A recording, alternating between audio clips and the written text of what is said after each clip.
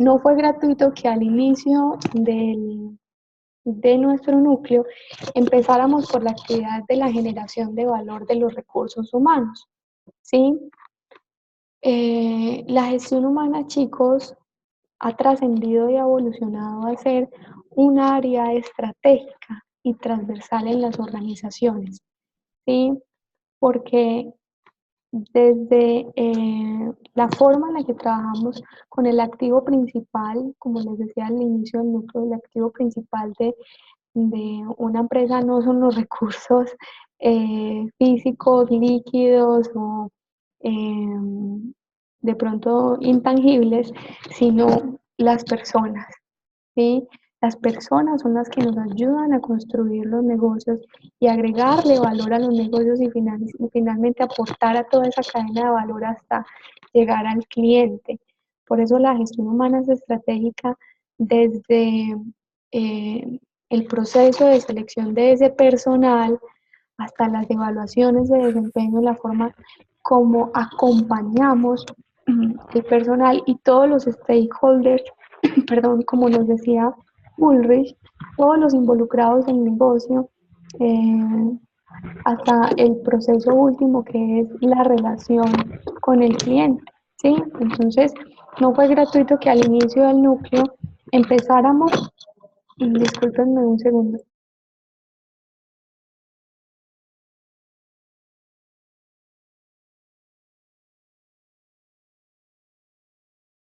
Gracias. Que al inicio del núcleo empezáramos con este artículo y esta actividad de generación de valores y de diagnóstico, para entender de manera general cómo hoy la gestión humana debe apuntar más hacia la estrategia, ¿sí? Y alinearse con la planeación estratégica de las empresas. Sin embargo, eh, digamos que la, hasta donde llegue la gestión humana también en una organización dependerá del nivel de madurez y de crecimiento del negocio. En algún momento lo hablábamos. eh, Hay empresas pequeñas que el apoyo de gestión humana es en los procesos de selección, contratación y retiro, por ejemplo, o de seguimiento, consolidación del proceso de seguridad y salud en el trabajo, ¿sí? O hay empresas tan grandes en donde ya tienen todo un proceso de gestión por competencias y es estratégico desde la selección hasta la evaluación e impactan incluso desde el mantenimiento de la estructura de la organización en la administración de salarios, en los recursos financieros del negocio, ¿sí? Entonces, por eso iniciamos con esta perspectiva. Luego, en el primer objeto de aprendizaje tuvimos una conceptualización de la gestión humana, ¿sí? Vimos que hay diferentes maneras de nombrarlo, hasta más o menos 1960 que se empezó a hablar de capital humano. Hoy se habla eh, de dirección de personas, por ejemplo. Entonces eso va dependiendo de esos matices que han tomado en la historia la, la gestión humana en las organizaciones. Eh, Desde la revolución o la era industrial, con Frederick Taylor, que empieza a hacer una clasificación y un estudio científico de la industria, cobra un papel importante para hacer procesos de selección de personal. Entonces, ¿quién será el más óptimo para el cargo de supervisor o para el cargo de operario? Y básicamente no crean que esos procesos eran los más complejos del mundo, no, podrían estar basados hasta en sabe leer o no sabe leer. Buenas noches, Marta. Es analfabeta o está alfabetizado, ¿sí? Eso eran procesos simples y empezaron con eh, los test de inteligencia se empezaron a aplicar de esta manera, ¿sí? Eh, Luego de la Segunda Guerra Mundial empieza la gestión humana a tomar un giro porque, como veíamos, los países se empiezan a preocupar por los derechos humanos y eso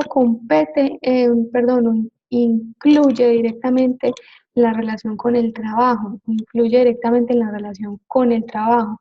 Entonces ya no hay una relación solamente empleador-empleado, sino también Estado, empleador, empleado. Y hay una vigilancia y un control para velar por los derechos de las personas.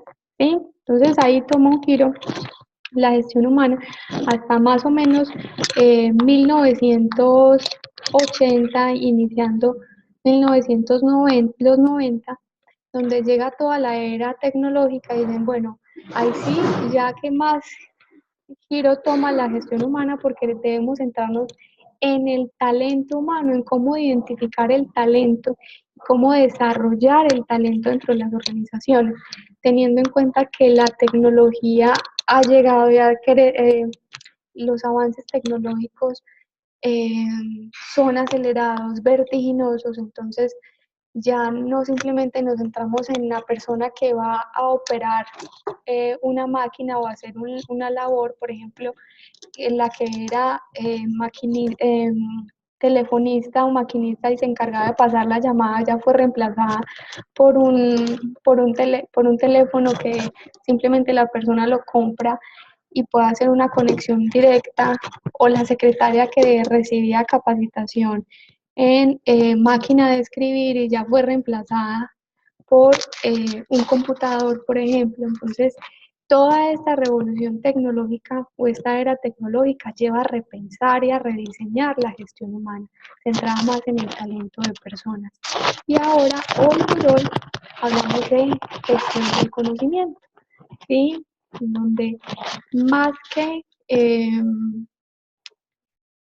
el desempeño industrial, estamos centrados en el desarrollo de competencias. Por eso, gran parte del núcleo estuvo enfocado en la identificación, la creación de perfiles, las entrevistas por competencias, porque la era del conocimiento, chicos, que estamos viviendo nos muestra que la información cada vez es más accesible al mundo, que lo que se creaba de información en 50 años, hoy se crea en un día o hasta más, ¿sí? Entonces, que los conocimientos cada vez se desarrollan con más facilidad, que la industria, el mercado nos exige ser más innovadores y adaptarnos.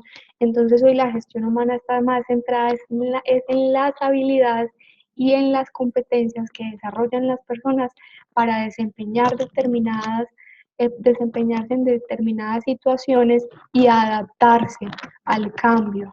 ¿Sí? Entonces finalmente promovemos los procesos de adaptación y de ajuste, pero la selección por competencias permite, o la gestión por competencias permite identificar eso, la habilidad, más que solamente el conocimiento o la personalidad. Entonces, históricamente, hasta ahí, digamos que hemos llegado en esa evolución de nuestro quehacer desde la gestión humana. Y los cuestionaba un poco y les decía, bueno, ustedes como administradores, ¿cómo se van a servir de la gestión humana? ¿Sí? ¿O qué es importante? Porque ya no vemos en la gestión humana como un área aislada en la organización, sino conectada con todos los procesos. Y ustedes como administradores se sirven de la gestión humana para estratégicamente implementarlos. ¿Ok?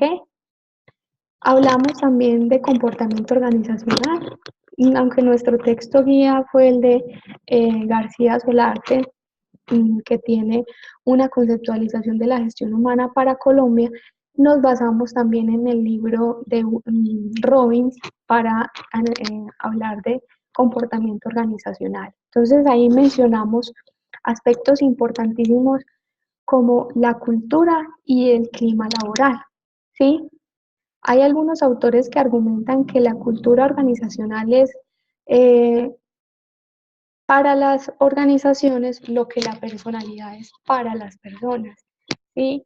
Joana tiene una personalidad que la caracteriza en el mundo, Lina tiene una forma de ser que la hace diferente a las personas que la rodean, Paola también tiene una personalidad distinta, incluso en su grupo familiar, Andrea también se caracteriza por un temperamento y un carácter particular, aunque haya heredado algunas cosas de su mamá o de su papá, ¿sí? Entonces, muchos autores hacen esa comparación con la cultura organizacional, es, digamos, el ADN o la personalidad de los negocios. ¿Cómo se entiende o qué compone una cultura? Primero, los valores que comparte la organización, ¿sí?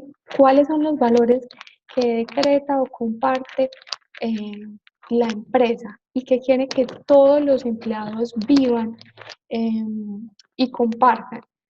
Quienes sean empleados de una empresa o tengan sus propios negocios y nos compartan cuáles son los valores de su empresa.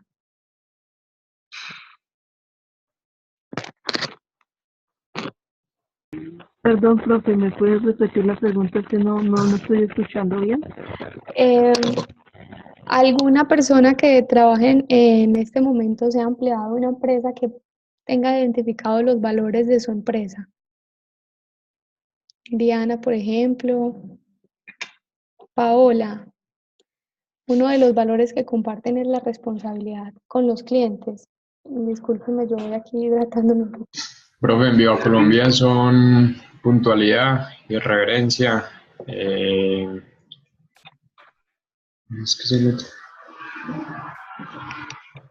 que pues tengo muy marcados esos dos de puntualidad e irreverencia.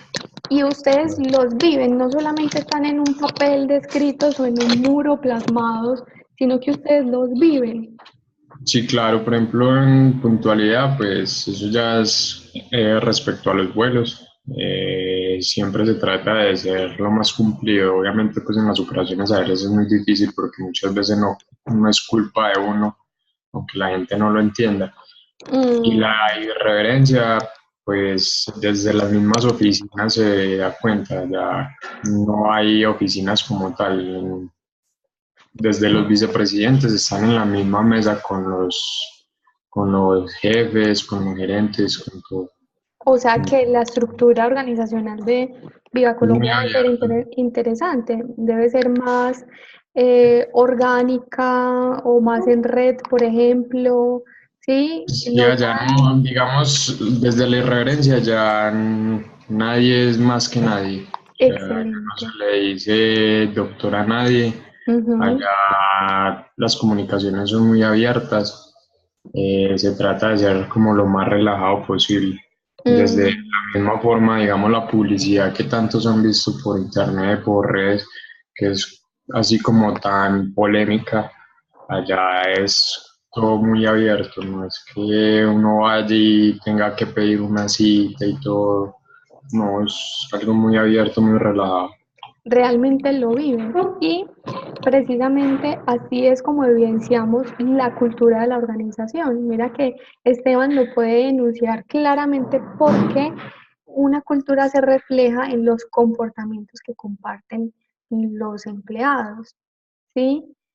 En sentirse parte de, finalmente la cultura se traduce en sentirme parte de un grupo, parte de un sistema, parte de, de una organización, ¿sí? Entonces, se gesta en los valores que quiere compartir toda la organización y se puede identificar a través de los comportamientos que todos comparten, de las normas implícitas que hay y es muy interesante porque implícitamente o inconscientemente la persona que va entrando a la organización también va siendo, digamos, introducida en esa cultura, ¿sí? Entonces, eh, supongo, Esteban, si me equivoco, que contigo no se sentó nadie a decirte, mira, Esteban, nosotros nos comportamos de esta manera, así saludamos, así nos sentamos.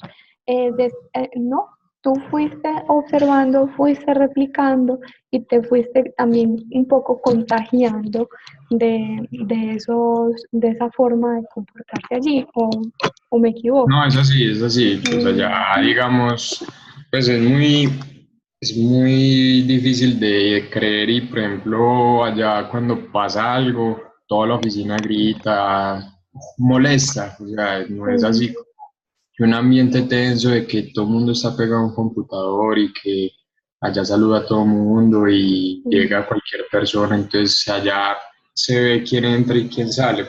Pues es como un ambiente relajado, no hay uniformes, los horarios son, cada uno los puede manejar a su gusto, o sea, puede mm, entrar a una hora con tal de que cumpla pues las 9, 10 horas pues que tiene que trabajar, pero mm. no hay algo como muy escrito. Puede ir vestido de la forma que quiera, entonces se ve, pues eso sí se nota ya. Ujú. Ok, excelente. Entonces, ese es un ejemplo claro. Gracias, Esteban, por compartirnos tu experiencia en la empresa, porque la cultura finalmente se vive, se transmite a través de la cotidianidad dentro del relacionamiento de eh, de las personas. Incluso los clientes pueden percibir y hacerse una idea de cómo es la cultura dentro de la empresa. Como dice Esteban, ustedes ven la publicidad irreverente de Viva Colombia. Así es, eh, eh, así son las dinámicas de relacionamiento al interior. Entonces, con eso que esos mensajes que hacia afuera se envían al cliente eh, externo, también se puede empezar a hacer una lectura de cómo se vive adentro la cultura organizacional. Entonces, como les decía, algunos autores lo mencionan así, la cultura es a las organizaciones lo que la personalidad es a los sujetos, ¿sí? Lo que les hace diferentes y se gesta a partir de los valores. Claro, ese tema, sobre todo para Marta, quien quería profundizar un poco más allí. Yo creo que Marta se desconectó. Bueno, y en la planeación estratégica del negocio, inclusive, deben de estar claramente enunciados y alineados con el establecimiento de la misión, de la visión, si es que así se va a trazar o si simplemente va a ser un propósito global para toda la organización, ¿sí? Desde la definición de los procesos, desde la definición y establecimiento de las normas o de las políticas que van a acompañar esa planeación estratégica de los objetivos. Entonces no podemos ver nada desarticulado. Y en ese mismo comportamiento organizacional, eh, si ustedes seguían la línea del libro de Robbins, ven que hay varios aspectos que conforman la satisfacción laboral. El clima laboral no se puede medir, es el ambiente de trabajo y lo que sí se puede medir es la satisfacción laboral a partir de la determinación de algunas variables, ¿sí? Una clave es la motivación. ¿Sí? Y mencionábamos claramente dos tipos de motivaciones, una motivación extrínseca y una motivación intrínseca. La motivación intrínseca parte de dónde?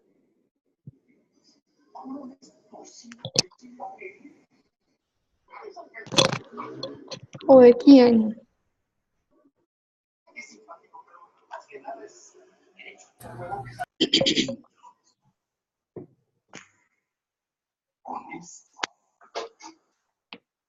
Víctor, ¿cómo define la motivación intrínseca? Exacto. Parte desde dentro del sujeto, de las motivaciones o esas fuerzas o ese motor que impulsa a la acción, ¿sí? Exacto, como dice Andrea, lo que me motiva a mí, ¿sí? Entonces, eh, una motivación intrínseca podría estar asociada, por ejemplo, a la autorrealización o a la adquisición de nuevos conocimientos o a es que quiero ganar más experiencia o quiero ascender en mis cargos o quiero aumentar tener un título profesional, ¿sí? Y entonces, lo contrario serían las motivaciones extrínsecas, que cómo las definen a partir de la lectura del libro.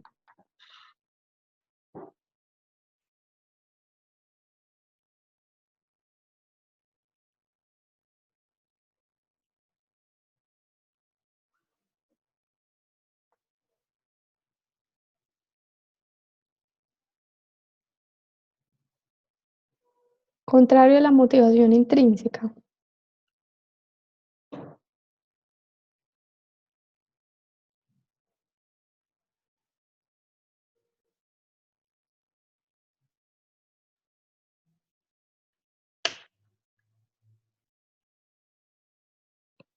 O sea, no responde. Sería lo que externamente motiva al sujeto. Y ahí viene una participación importante de la organización, del sistema de retribución total en la organización. ¿Qué motiva externamente al sujeto? Lo motiva el reconocimiento, lo motiva, exacto, lo motivan las compensaciones económicas o financieras, o lo motivan las compensaciones en especie o no financieras, lo motiva su familia, lo motiva ser reconocido dentro de su grupo de compañeros, ser reconocido dentro de su grupo social al tener un puesto de trabajo en determinada compañía, ¿sí? Entonces, eso es clave, la identificación de las motivaciones de los sujetos para incluso hacer ese diseño de la compensación total en las organizaciones, que sabemos que está compuesta por el salario base, que es en términos financieros o monetarios, porque finalmente en nuestra economía las transacciones se dan a través de el dinero, que es universal, y todo lo que alrededor en esa compensación total está como bonificaciones, seguros, em, pagos en especie, ¿sí? Ok. Entonces, para hablar de ese comportamiento organizacional, también identificamos que fue una de las tareas asociadas a la película, los estilos de liderazgo, ¿sí? Y en cada empresa, de acuerdo a su estructura, de acuerdo a su cultura, a sus dinámicas, se teje un estilo de liderazgo, ¿sí? ¿Cuáles, en el texto de Miquel Porret, cuáles estilos de liderazgo identificaron?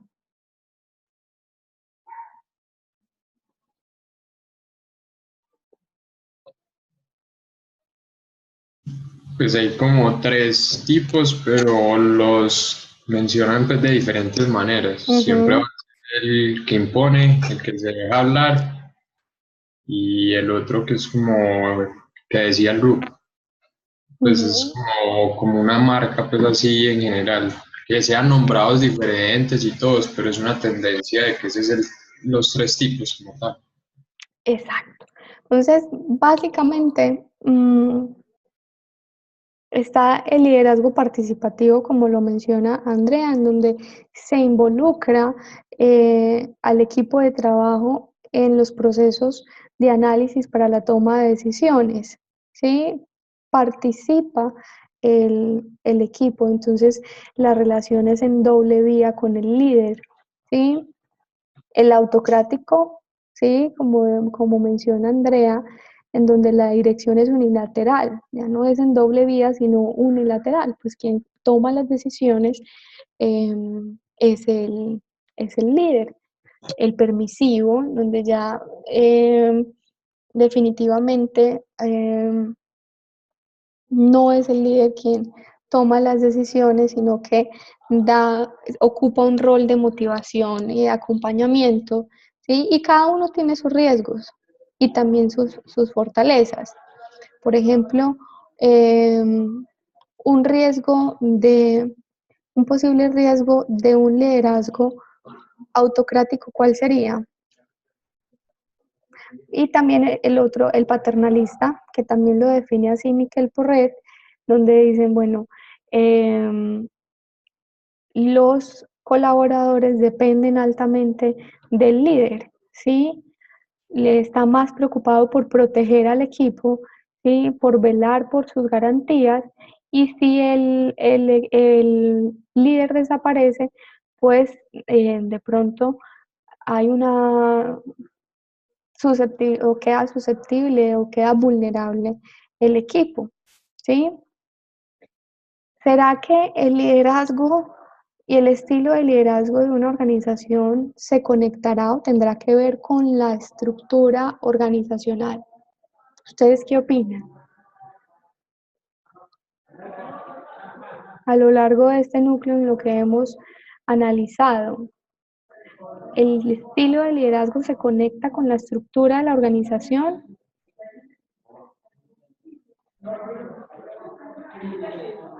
Sí. ¿Y cómo es esa conexión? ¿Cómo hacen ese análisis? Por ejemplo, Paola, Andrea.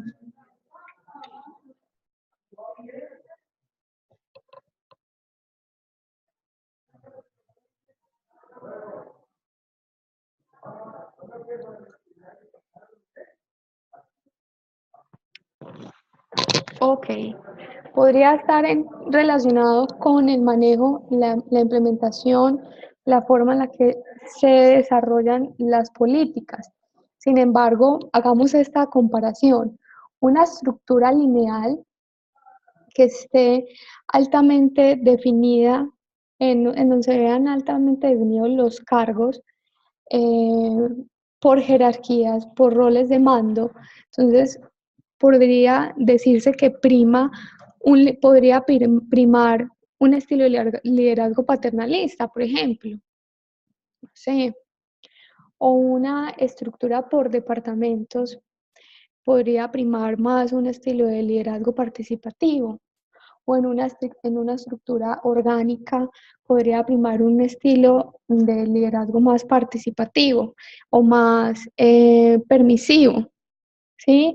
Entonces es muy interesante cuando ustedes empiezan a hacer esas conexiones en cómo se desarrolla la estructura, cómo está, perdón, planteada la estructura de la organización y cómo se va tejiendo esas relaciones frente al liderazgo. ¿Sí? Recuerden que una estructura organizacional está compuesta por dos, valga la redundancia, tipos de estructura, la estructura formal y la informal, ¿sí? La estructura formal se representa a través de qué?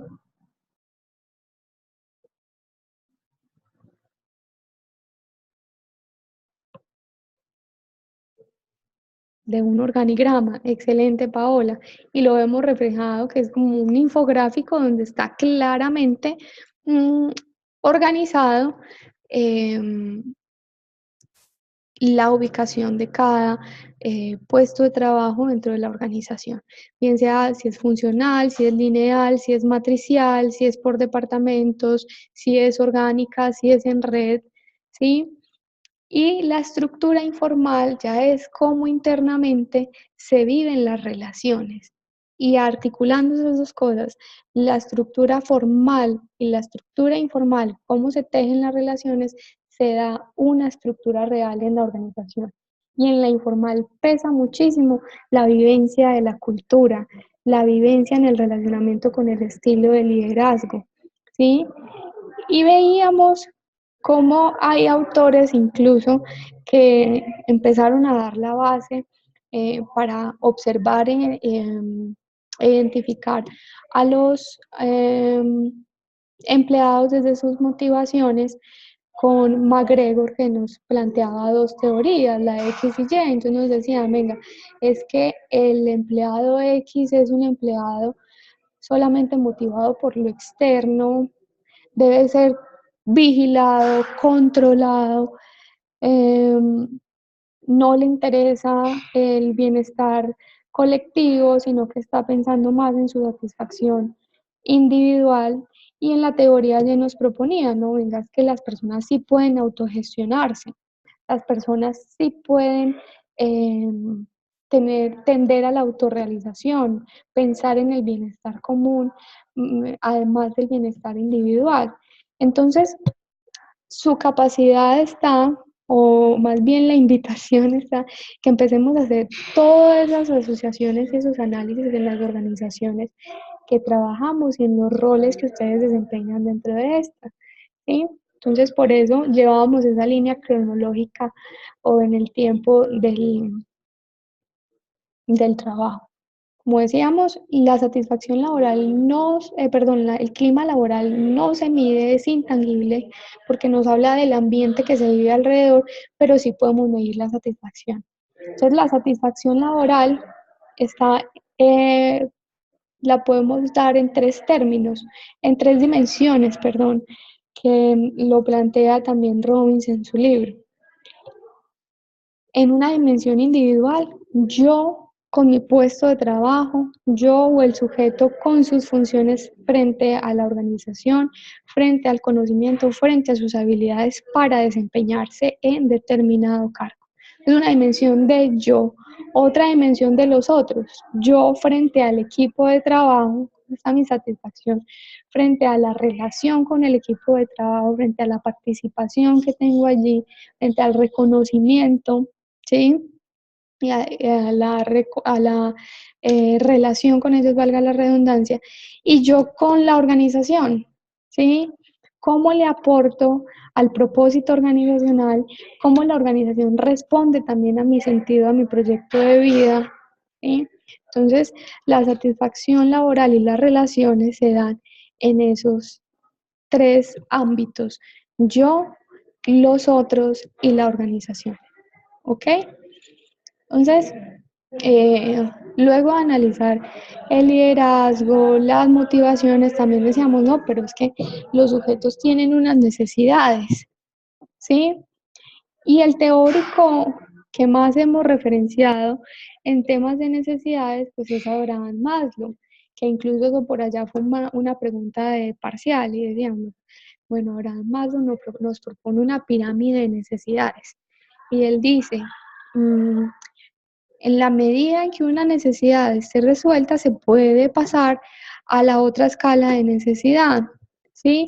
Y cómo la organización, con base en ese análisis de necesidades, va a dar respuesta a través de sus sistemas de relacionamiento, de compensación, de liderazgo, de acompañamiento, va a dar respuesta a esas necesidades del sujeto, ¿sí? ¿Cuáles necesidades propone Maslow en esa pirámide desde la base hasta hacia la punta, por decirlo así, o la cima?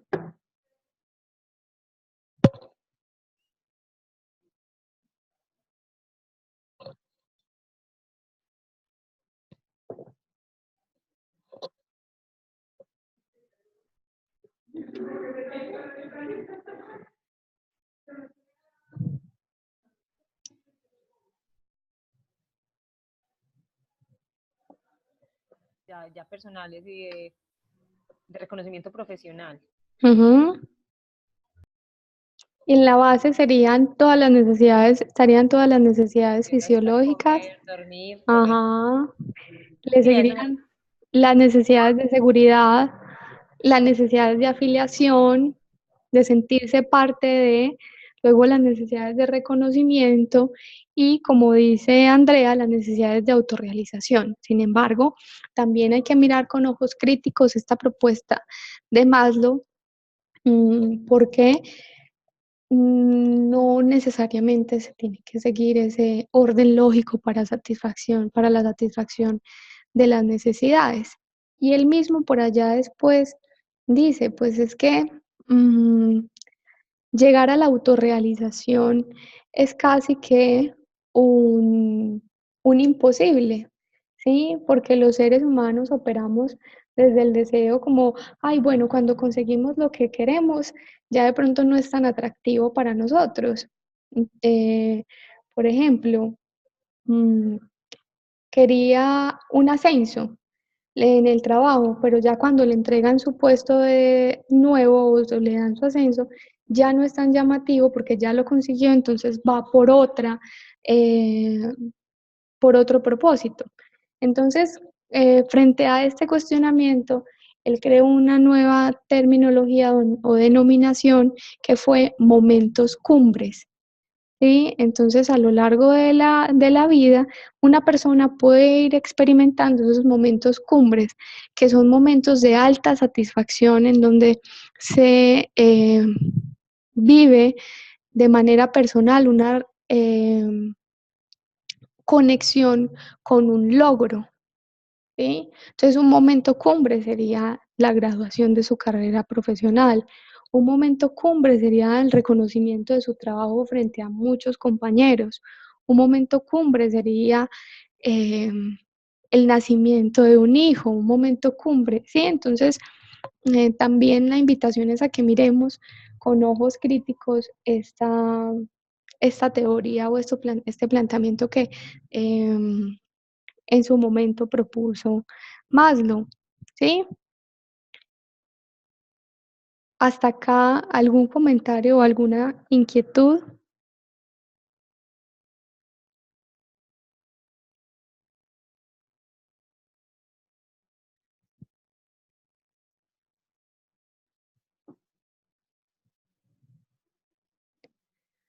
Ok, muy bien, excelente. Entonces, en el comportamiento organizacional básicamente incluimos la cultura y el clima laboral. Idealmente, cuando hagan mediciones de de satisfacción laboral en sus organizaciones, procuren que no pasen más de 2 años en esos procesos, ¿sí? Un año en la medición, en la identificación de la situación actual y en la generación de recomendaciones para mejorar aspectos, por ejemplo, en el relacionamiento, en el liderazgo, en la capacitación, en la compensación frente a la motivación, ¿sí? Y el siguiente año para la implementación y todo el desarrollo de esas recomendaciones y el control o el seguimiento de esas recomendaciones, ¿sí? Pero lo ideal es que no pasen más de 2 años sin estar haciendo esas mediciones de satisfacción laboral en sus organizaciones, ¿ok? Mencionábamos 3 competencias claves, no solo en la gestión humana, sino también en la administración, chicos, que son el liderazgo, la comunicación y el trabajo en equipo. Y para eso analizábamos el caso de María Adelaida, ¿se acuerdan? ¿Qué fue lo que le pasó a esta pobre muchacha cuando llegó al banco?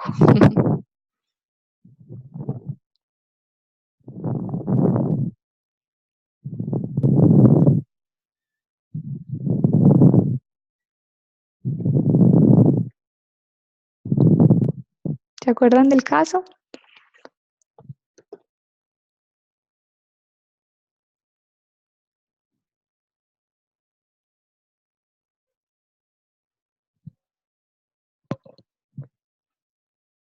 Ok, entonces no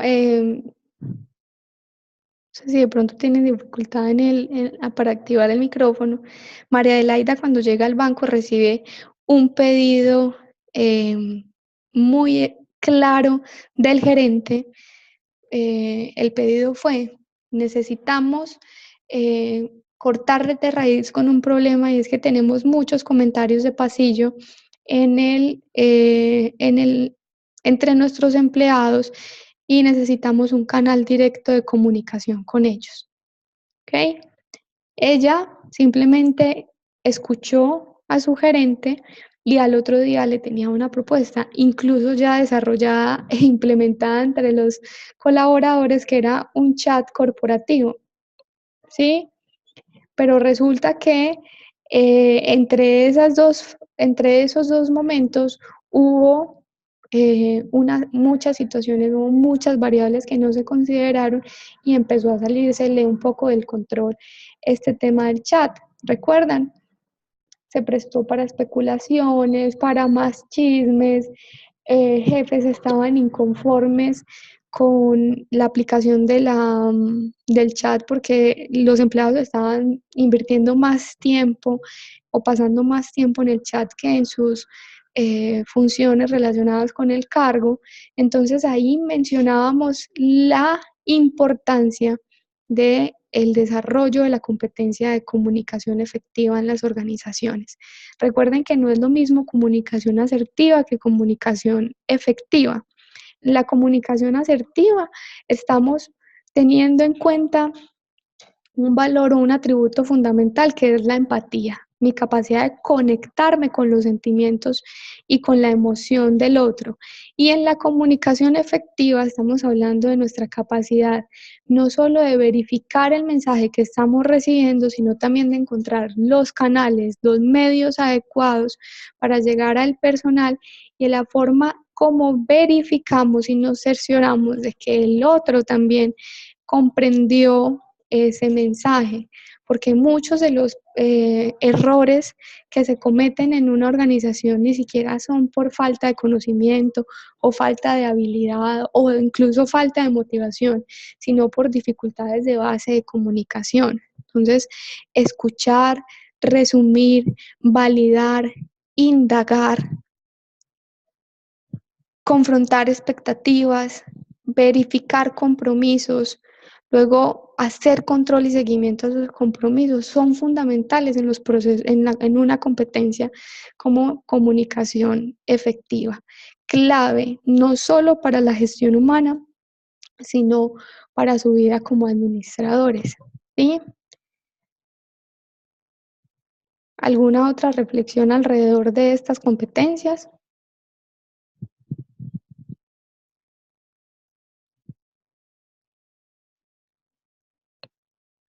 Ujú.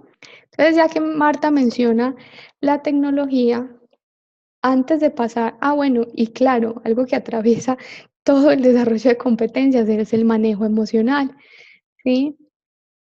En estos días, no, creo que fue hoy en la mañana hablábamos con el grupo de estudiantes presenciales, decían, es que el manejo emocional en una organización, usted decide si es como una olla a presión o como una bomba de tiempo. La bomba de tiempo va acumulando, va pasando el tiempo y cuando explota simplemente tira esquirlas por todos lados y hace estragos. Mientras que la olla a presión, cuando ya no hay más espacio para que circule el aire adentro, se sube una válvula, perdón, sale la presión de aire y permite seguir la cocción. Entonces, en el manejo emocional ustedes deciden e identifiquen cómo se comportan en sus organizaciones, así como una olla a presión o como una bomba de tiempo, ¿sí? Simplemente esperamos a que sea el momento para hacer sentir mal al otro, para juzgar al otro o incluso hasta para despedirlo o tomar unas decisiones radicales o drásticas, o vamos haciendo un acompañamiento como una olla a presión en el momento en el que hay que conversar, así sea una conversación difícil, en el momento en el que hay que identificar una situación que no está permitiendo el buen desempeño o funcionamiento en la organización, mencionarlo y partir desde lo observado, no desde el ser. No es lo mismo decirle a Angélica, Angélica, es que sos muy desordenada, decirle a Angélica, no he percibido en estos días que haya sido cumplida con tus responsabilidades, ¿sí? Entonces, siempre desde lo observado, desde lo medible, desde los procesos o los comportamientos asociados al rendimiento y no desde los prejuicios o las categorías de valor frente al ser. Entonces, importantísimo en toda esa, en ese comportamiento organizacional hablar del manejo emocional, ¿sí? ¿Claros hasta ahí?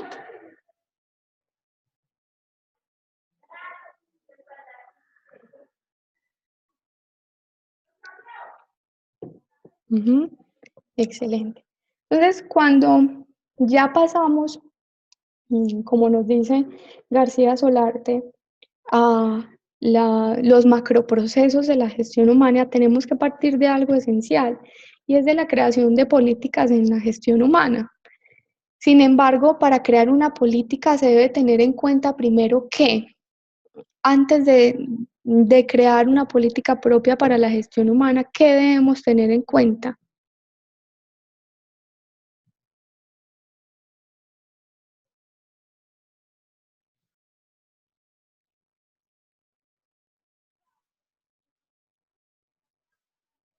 Excelente, Paola. ¿Qué más? Los valores. Exacto, la planeación estratégica del negocio, los valores, su misión, su visión o su propósito. sus procesos, su estructura, su organigrama, las normas que ya hay establecidas, los objetivos que se trazan y los indicadores para medir esos objetivos, ¿sí? Porque finalmente la política de gestión humana no puede ir desarticulada o estar desarticulada de la planeación estratégica del negocio, ¿sí? Exacto. Básicamente, los objetivos nos ayudan a ir revisando ese cumplimiento o esa efectividad frente a las metas y ese propósito que se trazó en la planeación estratégica. Ujú. Entonces, cuando tenemos claro identificado y se hace la lectura no solo de ese micro, microentorno de la organización, sino también del macroentorno de la empresa, ¿sí? ¿Qué compone el macroentorno? Lo económico, lo tecnológico, la competencia, lo social, lo cultural, todos esos factores externos que no podemos controlar pero que afectan directamente en el desempeño o influyen más bien directamente en el desempeño de la organización, en las decisiones que se toman internamente en la organización. Eh, Importante tener esa lectura de contexto, dónde estamos situados, también en la georreferenciación, ¿sí? Ya cuando tenemos claro ese panorama identificado, se pueden trazar los objetivos, perdón, las políticas de gestión humana. Y finalmente, ¿cuál es el objetivo de una política?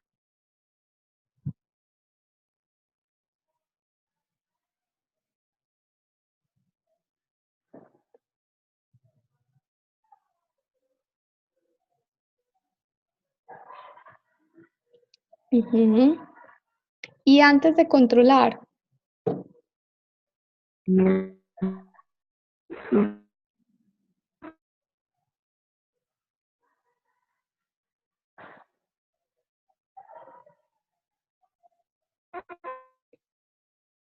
ah, no sé quién activó el micrófono y de pronto se escucha entrecortado. ¿Recuerdan el caso de CJ Mars, de la profe, empresa sería como el interplanetaria? cumplimiento a la Marta, de pronto tienes un poco la conexión ahí fallando y se te escucha entrecortado. ¿Se acuerdan el caso de CJ Mars? Exacto, lo que pasó cuando iban a hacer su estrategia de, digamos, eso no sería internacionalización, sino interplanetarización, no sé cómo lo podemos llamar, cuando ya querían llevar su negocio a la Tierra, ¿qué pasó? Al no tener unas políticas definidas, se desarticuló el propósito del negocio, hicieron malos procesos de selección, de contratación, terminaron incluso con un sindicato en la tierra y con un proceso de demanda, ¿cierto? Entonces, como dicen, como está mencionando Joana Santiago, Joana Marcela, Joana Montoya y Santiago, las políticas dan guía para actuar, orientan en el qué hacer y finalmente nos permite realizar procesos de control, ¿sí? Estructurar ese quehacer o darle, sí, más bien darle un referente al quehacer en la gestión humana, ¿sí? ¿Qué va a primar en el proceso de selección? ¿Cuáles van a ser las políticas para el proceso de inducción? Las políticas para el proceso de contratación. ¿Cómo vamos a velar por la dignidad de las personas en la seguridad a través del proceso de seguridad y salud en el trabajo? ¿Sí? ¿Cuál proceso, Paola?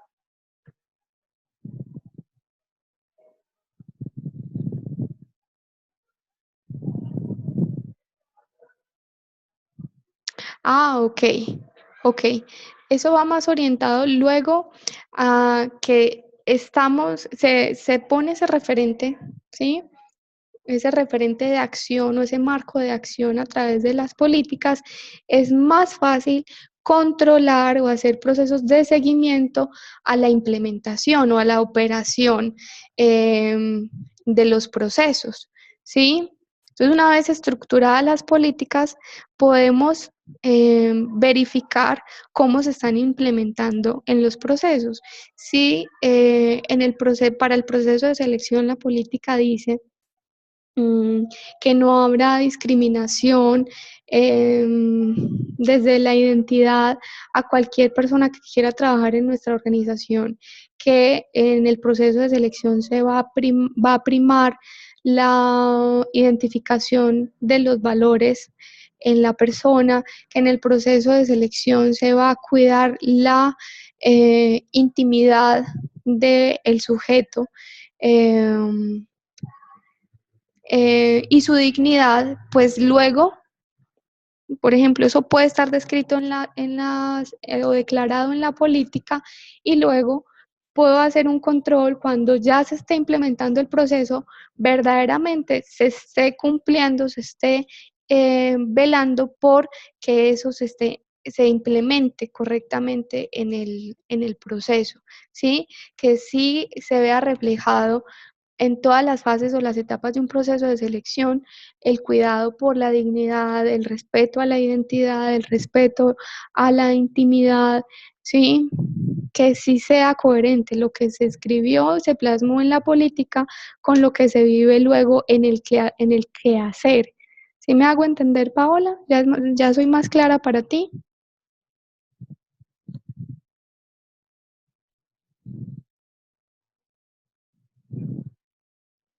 Sí, profe. Sí, gracias. Ok.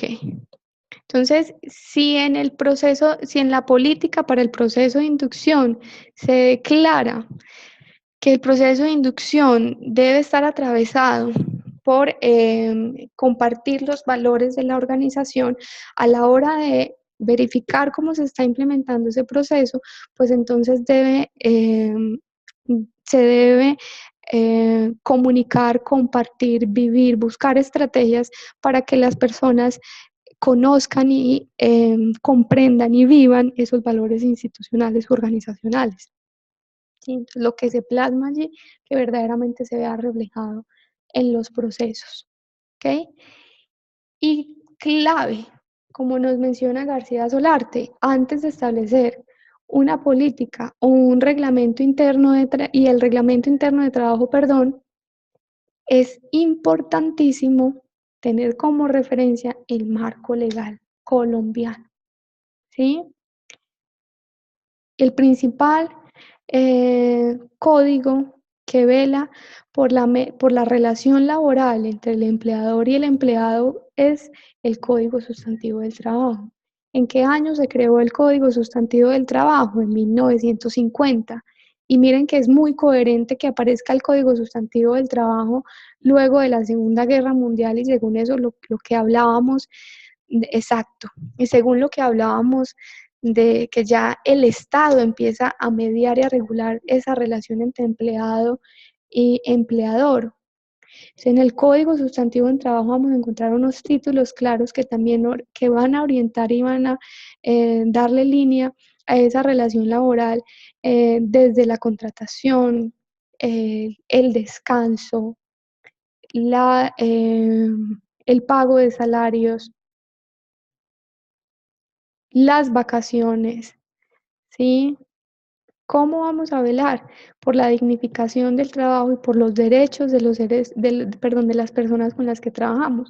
Y el Código Sustantivo del Trabajo aplica para todo el territorio nacional, independientemente de que la empresa que esté instalada sea de origen de otro país, tenga empleados de otros países, está en territorio colombiano y debe operar el Código Sustantivo del Trabajo, ¿sí?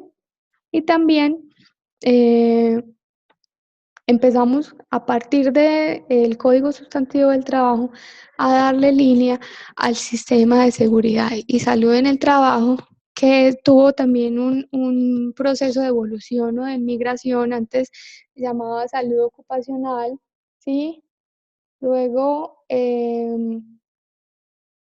esta resolución ha sufrido la 1016 varias revisiones, y ahora se enmarca en el sistema de seguridad y salud en el trabajo. ¿Sí? Básicamente, como empleadores, patronos, como se mencionaba antes, en las organizaciones se debe velar por la salud, por la integridad, por la seguridad de los trabajadores, ¿sí? Que precisamente ustedes ya se volvieron expertos en identificación del riesgo, ¿sí? También veíamos la diferencia entre un peligro y un riesgo. Ajá, sí, Marta, no te preocupes. Claro, Esteban, nos vemos. Bueno, peligro puede ser cualquier elemento, cualquier objeto, espacio que puede convertirse en un potencial riesgo, ¿sí? Y el riesgo se puede llevar a una consecuencia como un accidente. Y también hay diferencia entre accidente e incidente. Un incidente es algo que iba a suceder, pero no trasciende a unas consecuencias. Por ejemplo, me resbalé en el piso, fue un incidente y no pasó nada, no me ocurrió, ¿sí? Pero me da una alerta que ahí puede ocurrir un accidente si no tomo las medidas de seguridad y salud en el trabajo pertinentes. ¿Sí? Entonces, otra persona puede pasar y sí realmente sufrir un accidente, darse un golpe en la cabeza o fracturarse. ¿Sí?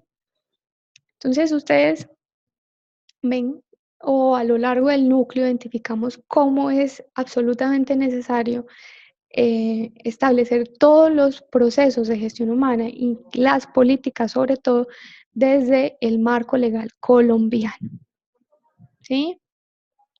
Para el proceso de selección, para el proceso de contratación, para el proceso de seguridad y salud en el trabajo, para el proceso de retiro, para el proceso de formación y desarrollo, ¿ok?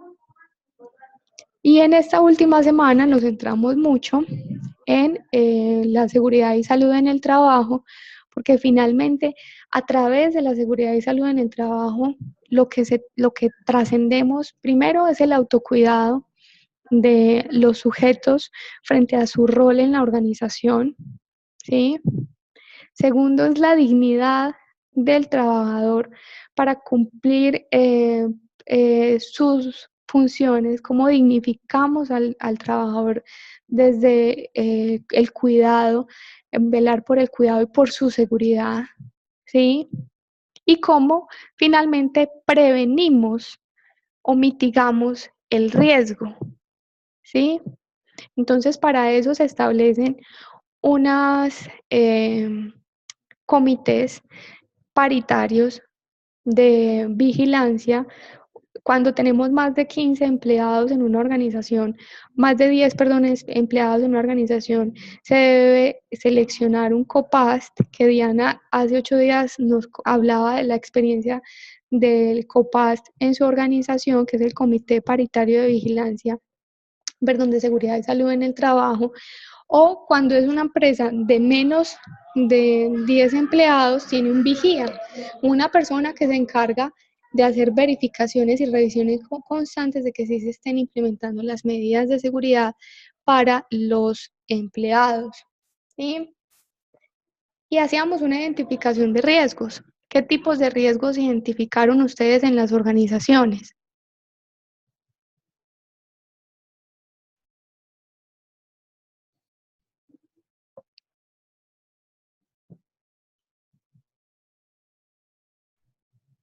¿Mm? Exacto.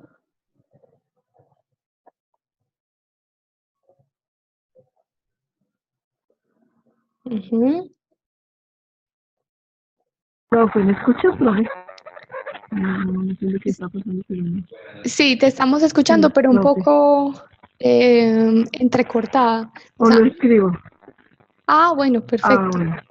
Sí. Biomecánico, Entonces más bien lo escribo, profe, porque biológico, riesgo psicosocial, ¿sí?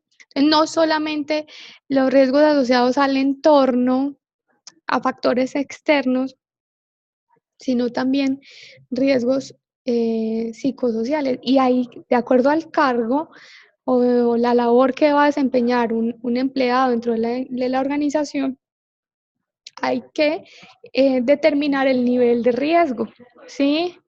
Por ejemplo, una empleada del servicio sería riesgo 5, ¿sí? Porque está expuesta a trabajo en altura cuando Rosita tiene que subir a limpiar todas las alacenas, cuando está cocinando y está fritando cosas en la cocina, puede haber un riesgo de conato o que conato es un incendio pequeño, ¿sí? O por ejemplo, un administrativo en una organización quien esté sentado 8 horas en su puesto de trabajo tendría un riesgo ergonómico, ¿sí? Que Paola lo menciona de postura, sería un riesgo ergonómico. ¿Sí? Entonces, finalmente, ¿por qué es importantísimo determinar este tipo de riesgo? O una persona de servicios generales que está trabajando con, con hipocloritos, que se llama, está expuesta a riesgo biológico. Entonces, finalmente, ¿por qué hacemos esa identificación de riesgos?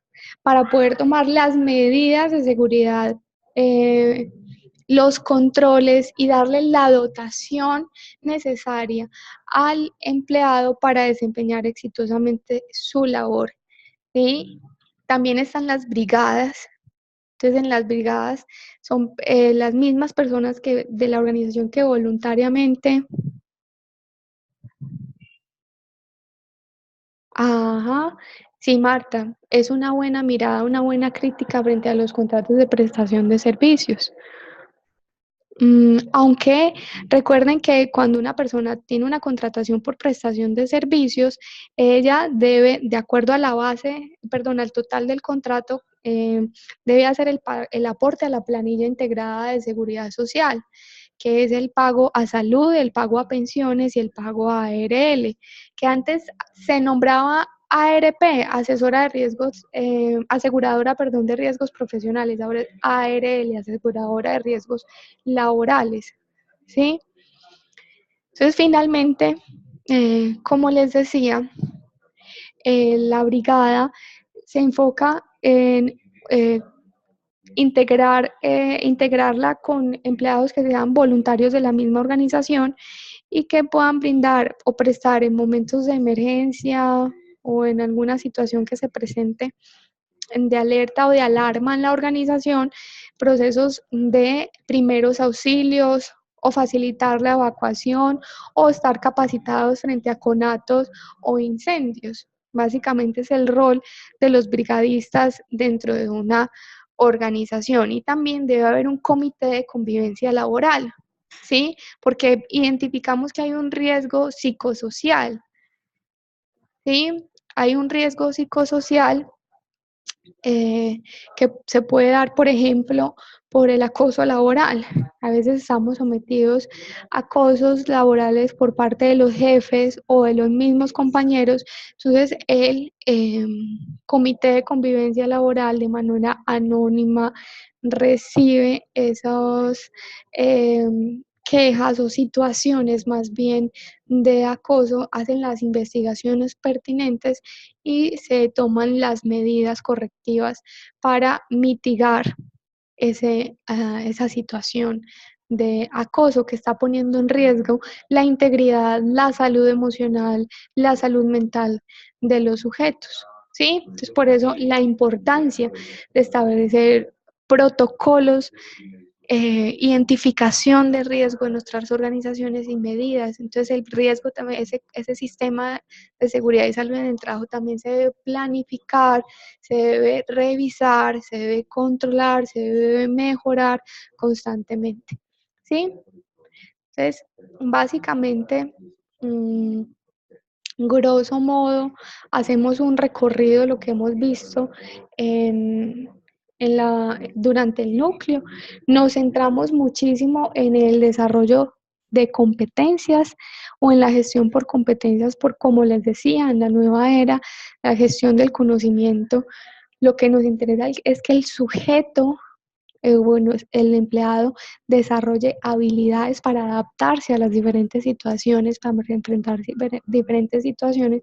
Por eso nos centramos mucho en el proceso de selección por competencias, cómo hacer una buena entrevista por competencias, cómo gestionar luego la formación y desarrollo por competencias y finalmente incluso hacer la evaluación de desempeño por competencias, que la evaluación de desempeño lo que pretende es mirar también en esas tres dimensiones, el yo, los otros y en relación con la organización, cómo está el sujeto frente a sus competencias técnicas, frente a sus competencias personales, la organización que le debe brindar para seguir mejorando temas de capacitación, de recursos y la persona que se compromete para seguir creciendo, viviendo los valores y la cultura organizacional y aportándole también o agregándole valor a la organización.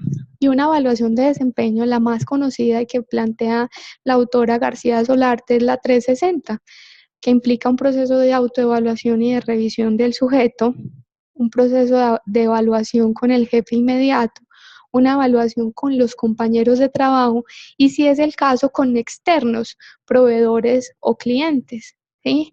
Que finalmente la evaluación de desempeño que busca encontrar compromisos, establecer compromisos con unos tiempos determinados para los procesos de mejora en el desempeño de las funciones o el cargo, en su cargo de un trabajador, ¿sí?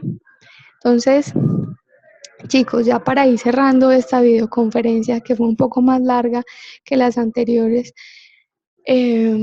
quiero agradecerles de todo corazón, con toda sinceridad, esta vivencia de estos 2 meses. Soy muy afortunada de haber compartido con ustedes este núcleo. Espero que lo poquito o mucho que vimos les haya aportado a su desarrollo profesional, ¿sí?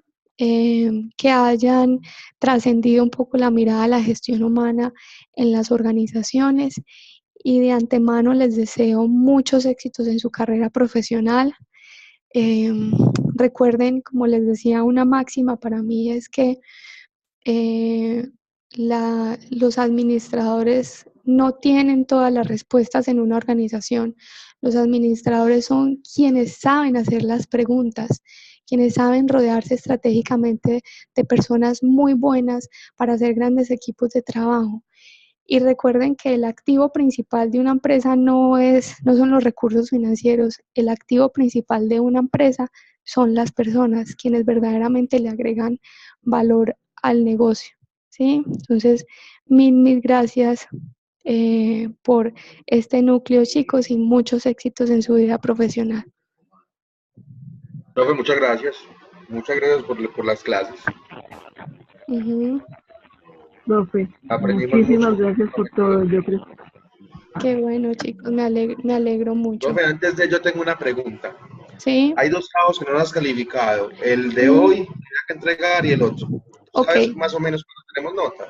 Ya ustedes deben tener sus notas tabuladas para este fin de semana y la calificación del final máximo el miércoles de la semana entrante ya debe estar montada en Sócrates, donde les aparece ya en su hoja de vida la nota definitiva del núcleo. Entonces, Perfecto, profe. con toda la... ¿cómo se dice? Al computar todas las notas, seguimiento, final, van a tener la nota definitiva más tardar el miércoles en Sócrates. ¿Listo? Listo, profe, muchas gracias. Ok. Profe, yo sí tengo pues una pequeña duda, profe. Sí, hola Primero que Marta. todo, pedirle disculpas porque el inconveniente del sábado fue muy difícil y bueno, 30.000 cosas nos pasaron en ese envío del trabajo. Sin Creería embargo, lo yo que esta recibí, no noche te el preocupes. compañero ya está enviando. Ah, ya lo recibiste, sí, porque o sea, el tema de la comunicación ha sido un poco difícil, profe, porque a veces los horarios no coinciden los horarios y entonces en la noche es cuando nos queda un poquito de tiempo de estudiar y ahí sí le pido disculpas porque yo soy la persona más relajada y tranquila, no lo hago, pero Feliz sí pues, le noche. quería pedir disculpas personalmente porque me sentí un Ujú. poco mal el día sábado, que el miércoles no alcanzamos a mandar el trabajo, y bueno, estaba preocupadísimo. Entonces, Ok, no, Marta, tomemos esto como una oportunidad de aprendizaje para tus próximos núcleos. De todas maneras, no te angusties que tus trabajos van a ser revisados, ¿sí? Pero finalmente la intención es que esto sea un aprendizaje para ti, ¿sí? A la hora de conformar los equipos sí, de claro, sí, trabajo, de eso sí. comunicarte con los compañeros, de usar las herramientas que te da la universidad para el envío de los trabajos. Entonces, no nos demos látigo ni nos quedemos ahí patinando en el pasado, porque pues finalmente los trabajos van a ser calificados, ¿sí? Pero que sea una oportunidad de aprendizaje para los siguientes núcleos. Listo. Sí, claro, profe, no, sí, Ujú. claro. Y no, agradecerle porque la materia suya me ha gustado mucho. Qué Creo que bueno, hemos tenido como la oportunidad de dar a conocer muchas cosas y aprender de todos los compañeros y de la profe. ok, muchas gracias a ustedes. Ok, a Sócrates, cuando ustedes ingresan a iCampus, ¿sí? Tienen un vínculo o un icono que es una S, ese es Sócrates, que es el sistema de información de la universidad. A Sócrates ingresan con el mismo usuario sin el arroba. Por ejemplo, tu usuario es Joana-Montoya y las dos primeras letras de tu segundo apellido. Y la clave sería la primera letra del primer apellido y el número de cédula, ¿sí? Esa siempre va a ser la clave.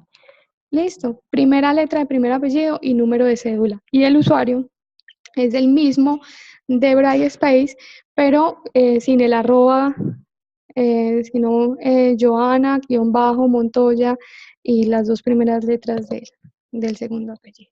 Listo. Cualquier cosa nos podemos seguir comunicando a través del correo electrónico institucional. Ahí estoy para ustedes, chicos. ¿Ok? Una feliz noche para todos. Gracias, profe, muy amable, una feliz noche. Gracias, muchas gracias por todo. Feliz noche. Feliz noche. Y a los compañeros también desearles que terminen su carrera súper bien. Ok. Feliz noche. Chao, chao.